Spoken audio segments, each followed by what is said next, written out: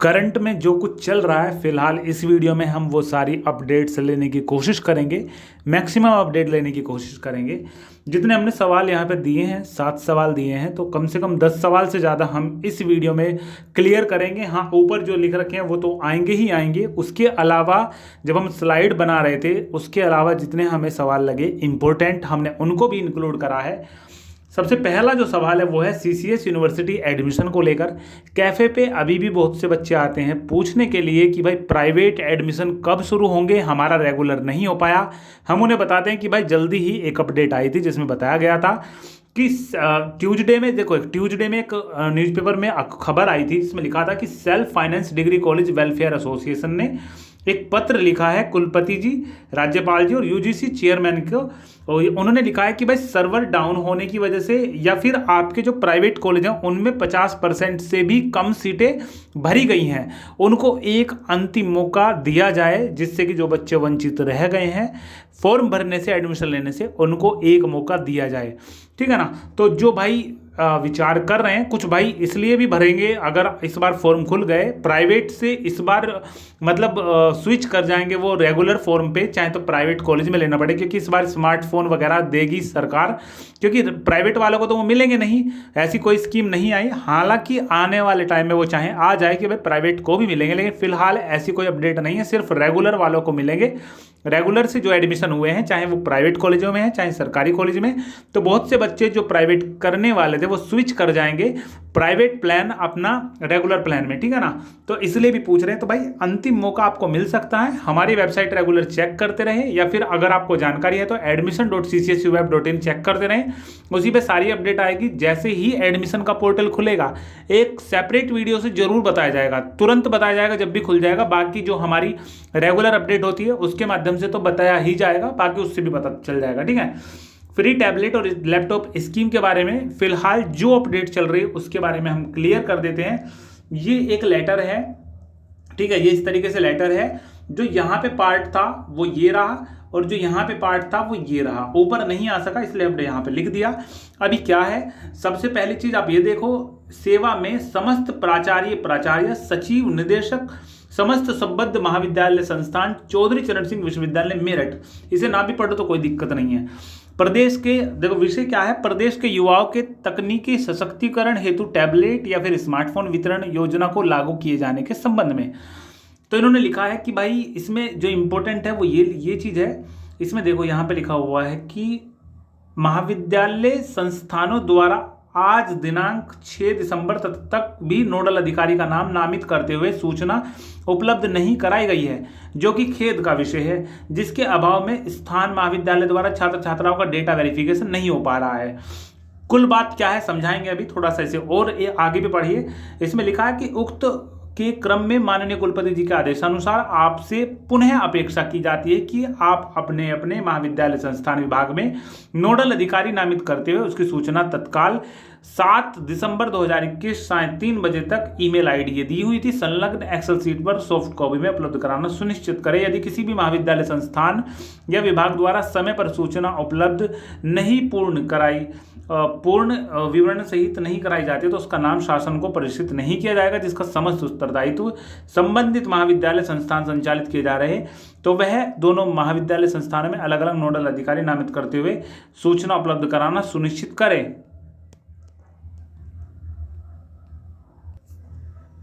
तो इस नोटिस में जो लिखा है वो है कि जो जितने भी कॉलेज एफिलिएट करते हैं सीसीएस यूनिवर्सिटी से, उन सभी में एक नोडल जो है टीचर, मतलब एक स्टाफ बना दिया जाए अलग से, जिसको वो सौंपेंगे काम कि भाई बच्चों का डेटा वेरीफाई करना है।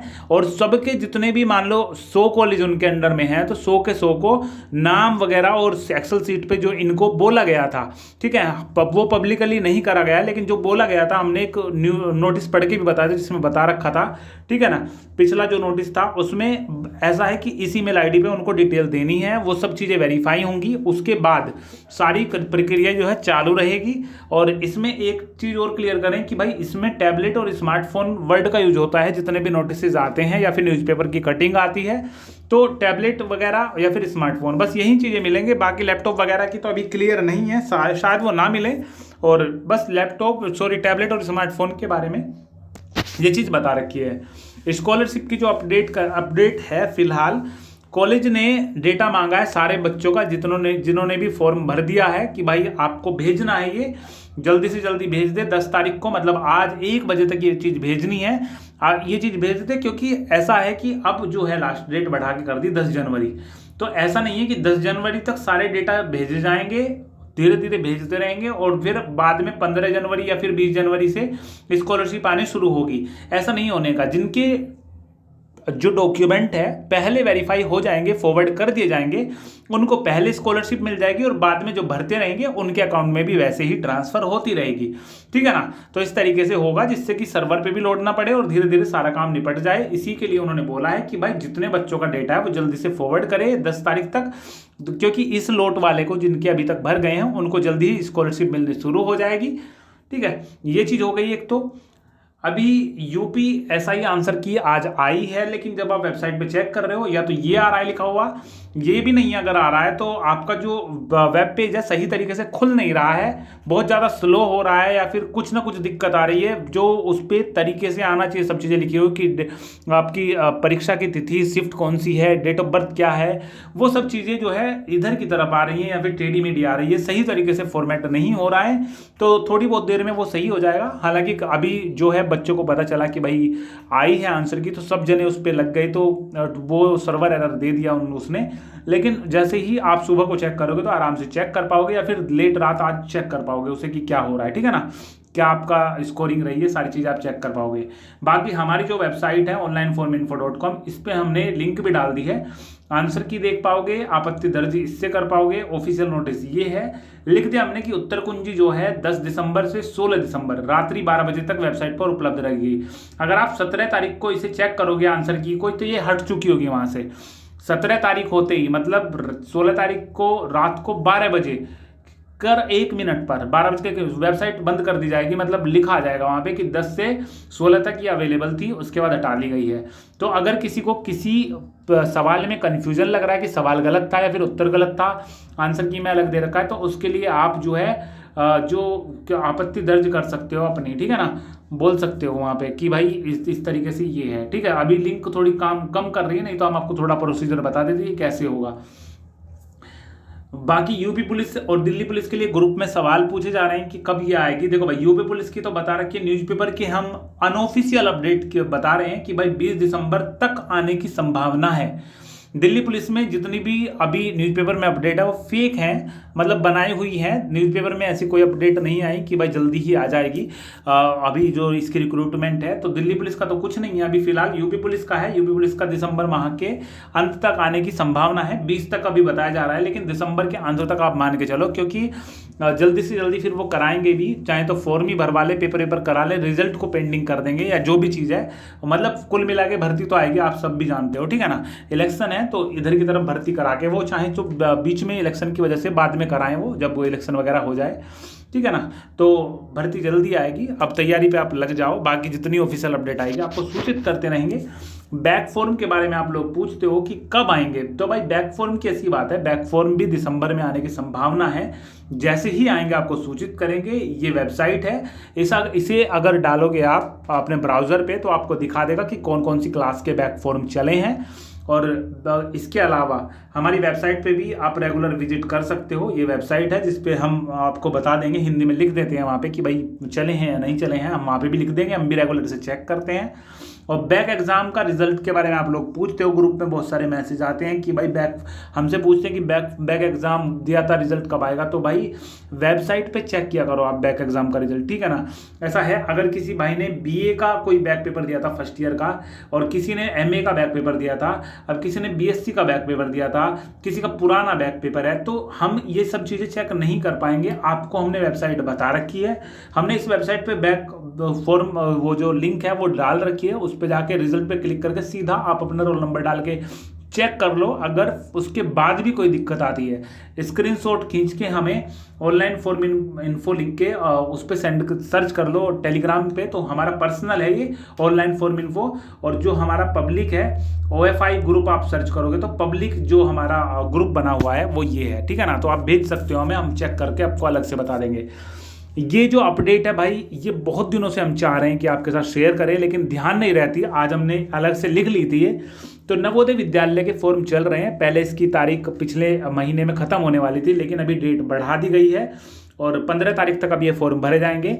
कुल मिला के ये जो फॉर्म है ये भाई कंपटीशन है एक, मतलब जिस तरीके से कंपटीशन होता है ना बच्चों का, तो छठी क्लास के एडमिशन के लिए ये फॉर्म है। अगर कोई बच्चा छठी में पढ़ रहा है या फिर 5वीं क्लास में पढ़ रहा है तो वो फॉर्म ये भर सकता है।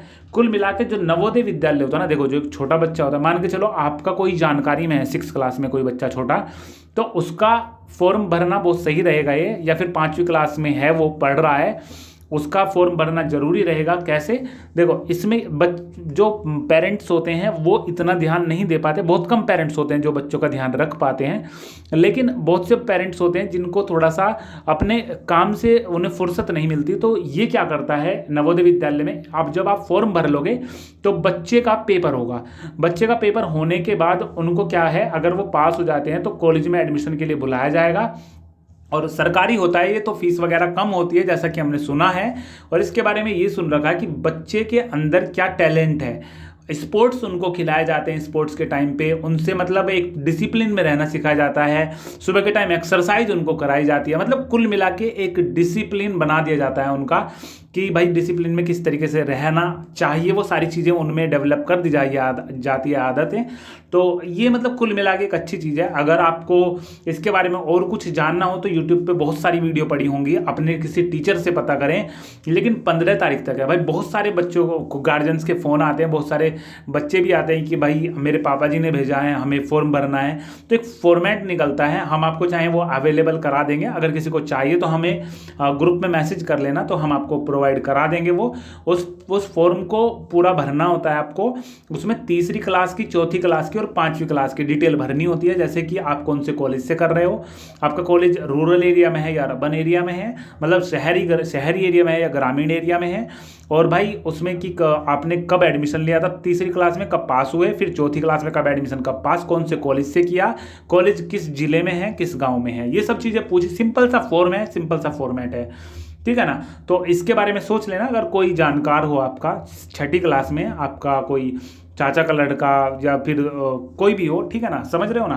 तो नवोदय विद्यालय के अच्छे फॉर्म है, आप इसे भर सकते हो, किसी को इसके बारे में जानकारी दे सकते हो। अगर कोई एक्स्ट्रा जानकारी चाहिए तो हमें पर्सनल मैसेज कर देना टेलीग्राम या इंस्टाग्राम पे, हम आपको रिप्लाई इसका कर देंगे। इसके अलावा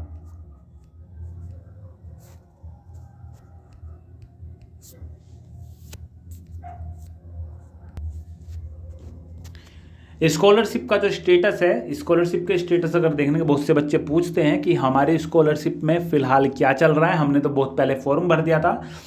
नए फॉर्म उनके लिए चले हैं जिनको पता चला है कि भाई 10 जनवरी लास्ट डेट कर दी गई है और अब वो एडमिशन लेने के बाद फॉर्म भर रहे हैं। जिनके लिए फॉर्म खुले हैं उन्हें क्या पता कि भाई कितने टाइम से फॉर्म चल रहे हैं। तो जिनके बहुत पहले भर गए हैं वो सोच रहे हैं कि भाई हमें कोई लिंक मिले स्टेटस चेक करने की।